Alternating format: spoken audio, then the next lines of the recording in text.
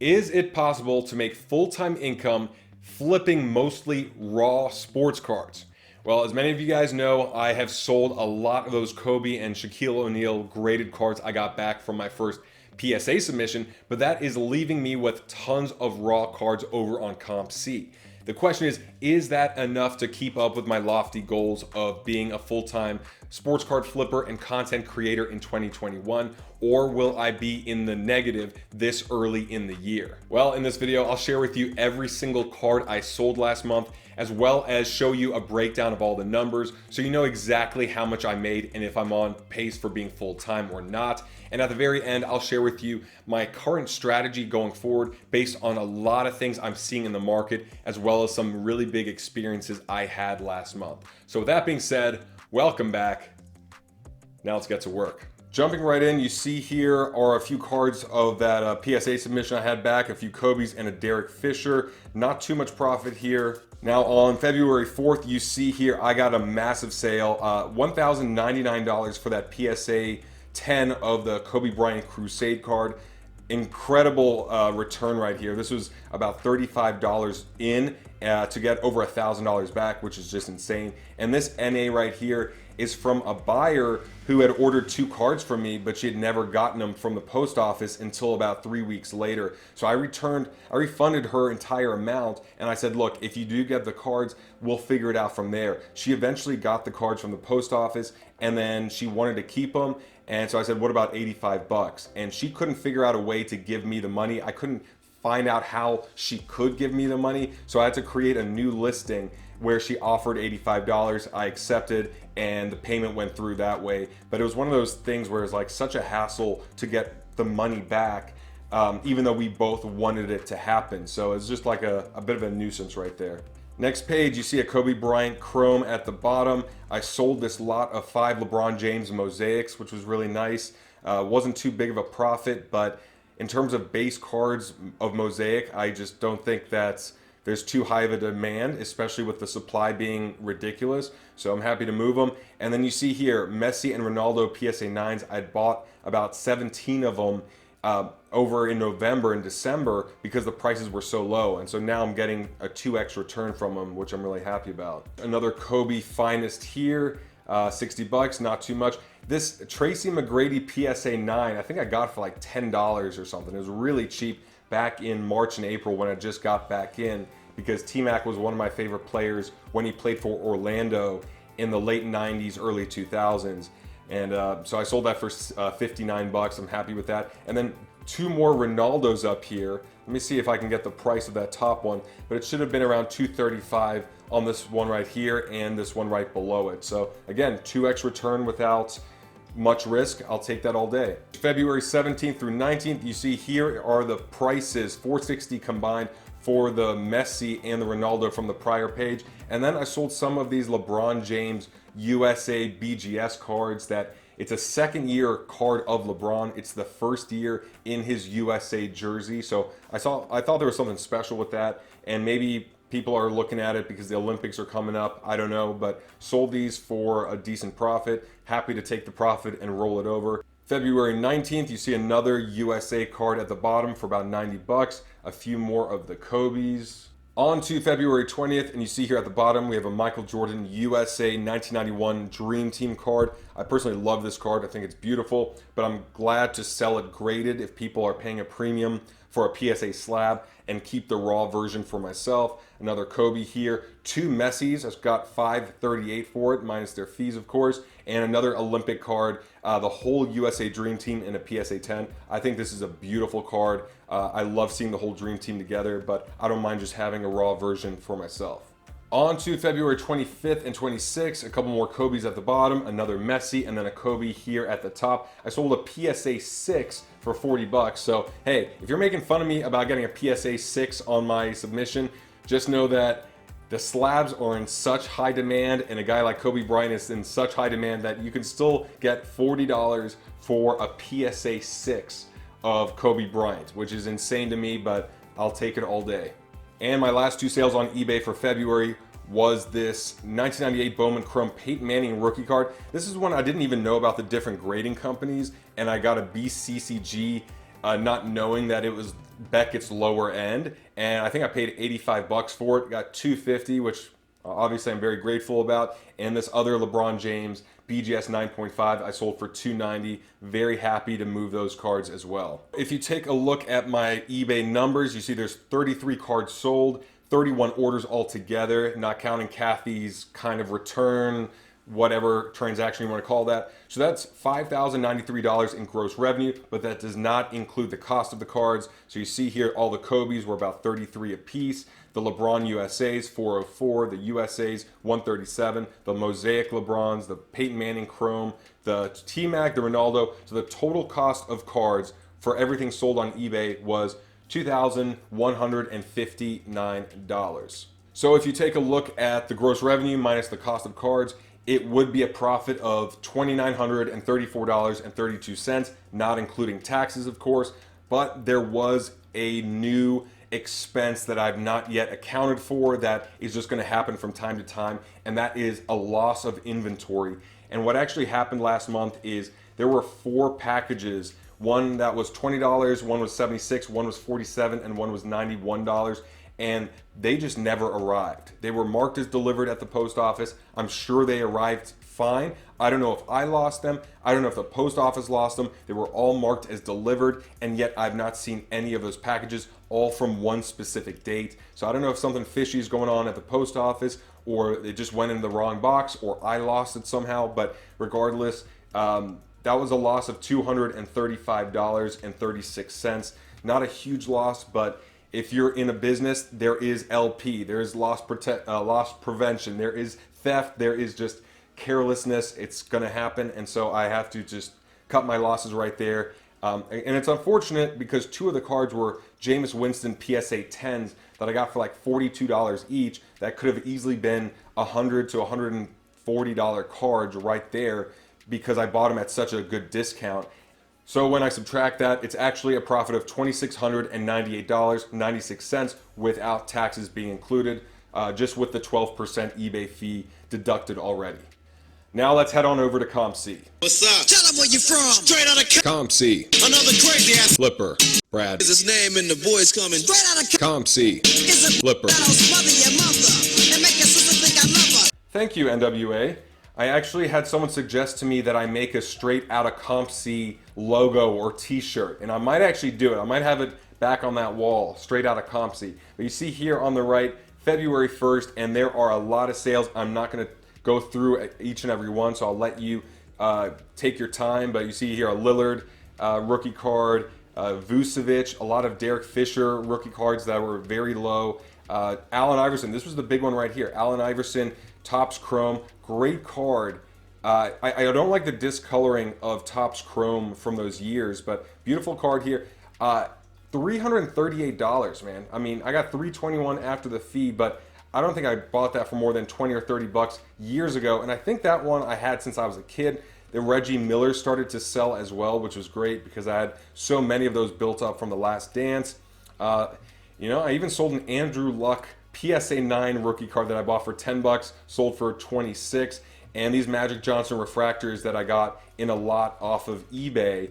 This was Magic's last year in the league, and I think I paid like $15 for 3 of them or something like that. I'll have to look up the price. Sold for 46 bucks, got 44. So incredible month for all these 90s and 2000s cards right here. On to the next page, and you see Lance Armstrong here. I bought this for $1.40, got about 8 bucks back, nothing huge. This is awesome. I love these cards right here. This is Michael Jordan and Spike Lee in Mars Blackman Nike campaign from the early 90s. And I love these pop culture cards because it's more than just sports. It's tying into everything that was going on during that time frame. Chris Godwin, John Stockton. Here are the raw Jameis Winstons. Got about 8 bucks, $7 and change after paying only $1.75. Mike Tyson, CJ McCollum, even the Kobe's, the Shaqs, Derek Fisher, Kobe, Jordan, the one that I sold graded. Here it is raw with the Barcelona on the side. I think this was just a great set because it's very early 90s in that technology, but beautiful. Vucevic, Look at this. Look, this Vucevic right here. I remember I paid $21. Look, $21 for this card. I remember thinking to myself, how in the world is a player this good? I know he's on the Magic and the Magic suck, but a player this good, his select auto rookie card, which is numbered to 199, only $21. So I marked it up to 79 and someone gladly paid. But it's stuff like that where I look at it and I go, that is too damn cheap for what it is. Look, I bought this in October. If you look here at the date, October 22nd for this Kobe Bryant card. I bought it for $10.75. It's his second year tops. It's a great card. It's Tim Duncan's rookie year. And bought for $10.75, sold for $31. Right? All day. All day. Winston, more Reggie Millers, another Mars Blackman. Here is the card I got. I sold the graded version of, I believe. And there's the Dream Team. This might have actually been a different card. Hold on. Maybe that's a different card. But all that Dream Team stuff is great. Scottie Pippen, Dwayne Wade, Kobe, Reggie, some hockey even. Rob Gronkowski got some of his rookie cards and other cards sold. This is around the Super Bowl, so it all makes sense here. Tom Brady, Reggie Miller, another Reggie selling. And now we're only on February 8th. We got Gronk, James Winston, Kobe's, Magic Johnson, Derek Fisher, Magic, Kobe, Magic, Clay even, Allen Iverson, everything. Just going through the roof right now. Let me see. Tom Brady. All these are players that I have. This card's great right here. Look at this. This is a Magic Johnson Converse card. And I remember buying this months and months ago thinking, this is a cool card because just like the Mars Blackman one, you have a brand. You have something that is tying pop culture and sports together versus it just being sports. So you see, this was April 16th. That was an early purchase. Bought for $225, sold for $22. But it was just looking at things like that and going, that's really cool. Why is it that cheap? And if you think that way, then you know others will think that way as well. Allen Iverson sold for $27. And this is cool. Look at this. Levante David, linebacker of my Super Bowl winning Tampa Bay Buccaneers. Bought for $1.50 in September, which was like the peak of everything. Sold for $19.75. And this is a great rookie card because it's also Levante in the creamsicle outfit, the creamsicle uniform, which is very rare to see. So I thought that was a great rookie card, and I have one for myself. But for that profit, I don't mind sharing it with others and making a profit and rolling it over. Tom Brady's, Kobe's, Kevin Durant's. This is a great card right here. Second year, I believe second year card. KD in the Seattle uniform, which I love seeing because I don't know if Seattle's ever going to be a franchise again, the Supersonics, but I love seeing that, the green and gold, and just the horizontal card works so well with a shot like this. We're only on February 12th right here. Gronk, Reggie Miller, Stockton, Reggie, Malone, Allen Iverson again, Stockton, all the vintage, all the 90s, all that stuff. Tracy McGrady, Allen Iverson Chrome, just selling like nuts, which was great because I think there's a phase for everything. So if this is the phase to get out of all the 90s stuff, go for it. I'll get rid of it and people could buy it up, and then I'll buy modern, and then when modern gets hot again, I'll look into vintage, and that's pretty much the way I like to do it. This one right here got $32, second year tops for Kobe. It's not grade worthy in my opinion, but $32 right there. Another Allen Iverson. This is second year chrome, I believe, $29. Derek Jeter refractors. Just so much to show you guys, and I personally love this card. I have several more in COMC, but I think that's the dunk contest from 97 or 98. And even though this card's in horrible shape, I think it's one of the best looking Kobe cards out there. Even this one, I thought this was a great Jordan card because it's more of like a modeling shot where you just see him in a whole other light versus being on the court. And it's just such a 90s look and 90s fashion style. You think of all the supermodels back then, and I don't know, that's just what it reminds me of. Lillard, LeBron, Magic, LeBron, another Jokic, and now it got big. Look, so I bought this in October for $45.45, sold for $250, and it even says it has some wear on it. But if a player is looking that good and they're in the MVP discussion, people will pay a premium. So for 45 to go to 237 without having to mail a single card, I think is phenomenal. But wait, there's more. February 17th, Kobe, Shaq, Lillard, Gronk, LeBron USA, Tim Duncan, Magic, T-Mac, Austin Matthews, Cody Bellinger, Kobe, Reggie, Jordan, Kobe, AI, more. Tom Brady, James Harden, LaShawn McCoy even. We're at the home stretch. Austin Matthews, Jordan, Kobe Bryant, Prism, Lillard, AI, Kobe, Derek Fisher, Lillard, Gleyber Torres, Michael Jordan Space Jam card. I remember buying this a long time ago because I was like, you know what, Space Jam's coming out, might as well get it now. And maybe others are having the same thought, about 6 months or 5 months until the movie's released. But look, $12.85 to $39, bought that in April. But then you got something like this. This was December, bought the Cody Bellinger 9 to 16. Not the biggest margin, but also this is only 2.5 months of investing, which is very little.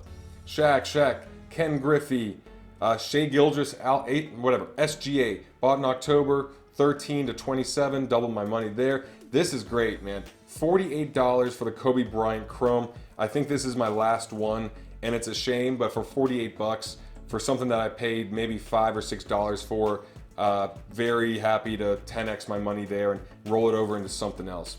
SGA, Kobe, SGA, AD, Lillard, Shaq, Kobe, you get the drift.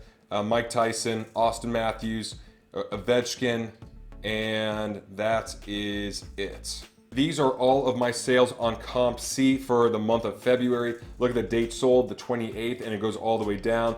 20s, 30s, 40s, 50s. So all the way down. These are a lot of sales. By far the best month I had on COMC selling raw cards. All the way down the bottom here on the first, and the amount of sales are 266 transactions.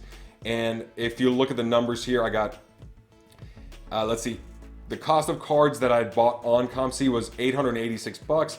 The ones I uploaded to COMC, I average at $275 a piece because off of Beckett, that's what it was. I did add $100 because I know some of those cards, like the Magic Johnson refractors and a few others, I paid more than the $275. So I'm just going to add $100 to the average. Total cost $1,374. My sales $5,000. The credit after their fee is $4,700. So that means my profit is $3,390 just flipping remotely on COMC, which is pretty damn cool because that's pretty much my full-time income right there. Combining COMC with eBay, we have $26.98 plus $33.90, which would be about $6,000. But I also made $1,121 here from Google AdSense revenue from the YouTube station, bringing my total to $7,210.83, not including taxes or withdrawal fees from COMC, but a pretty damn good month if you ask me. February was surprisingly amazing, but I know just like January, that was partially circumstantial.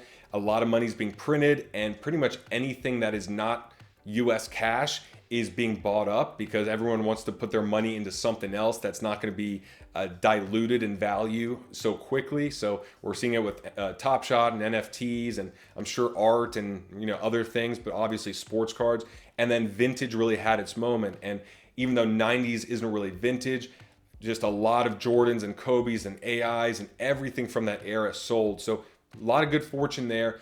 But going forward, a couple things is I was looking to buy a lot of NFL cards during this time, and I've not seen a lot of great prices. I feel like a lot of the players I've been targeting are still going up in price, even though we're a month out from the Super Bowl, which is pretty crazy to me. And it scares me a bit because it doesn't really make sense. And what I'm thinking is that we got tax returns, we have excitement over cards, we have new people entering, but I think this is more of a temporary phase where when the NBA gets closer to the playoffs and we see what teams are really going to be the top seeds of each conference, and when baseball starts and NHL gets into the playoffs, that's when NFL will cool off a bit. So right now I'm thinking March will be the month where I don't really buy much unless something really goes on sale, and I'm looking forward to that next dip in the vintage market. I'd love for the 90s and 80s stuff to really drop the way it did before after The Last Dance ended, and people to forget about it, because that's when I'll go into vintage. But for now, I'm kind of want to just be on the sideline, and if something really drops, I'll go in. But I think the time frame will be April or May when the playoffs start and teams are eliminated, other teams are doing well, and money is going to those players, and that's when I can get into NFL and NBA players that are eliminated and buy for next season. The other thing is that you guys know I went to my first card show a couple weeks ago and had a blast, but I also found that it's very affordable to set up, it's a lot of fun, and I'd much rather sell in person and avoid the fees, avoid the confusion and the scams and the potential returns and all that. So I'm looking to put my money into a couple cards on COMC to have them shipped to me so I could sell locally, because if I were to take that money out, it's about $6,000 that I have up there, but then I would have to pay $600 in fees for that to happen. So I'd much rather put that into $6,000 worth of cards that I could at least get in like evenly, or maybe even make a profit on, in order to not pay those fees. So that's a couple of things that I'm piecing together now. But just like the Warren Buffett quote, be greedy when others are fearful, and fearful when others are greedy. I think with so much money going into players off season and hitting certain highs, I'm feeling that a lot of people are in that FOMO/greed state right now because money's flowing, and I'd rather just be a bit more cautious. Let me know what your thoughts are regarding my strategy, and if you have something else you want to tell me. I love comparing and contrasting different ideas and strategies. That's how we learn from each other. I appreciate you, and I'll see you in that next video.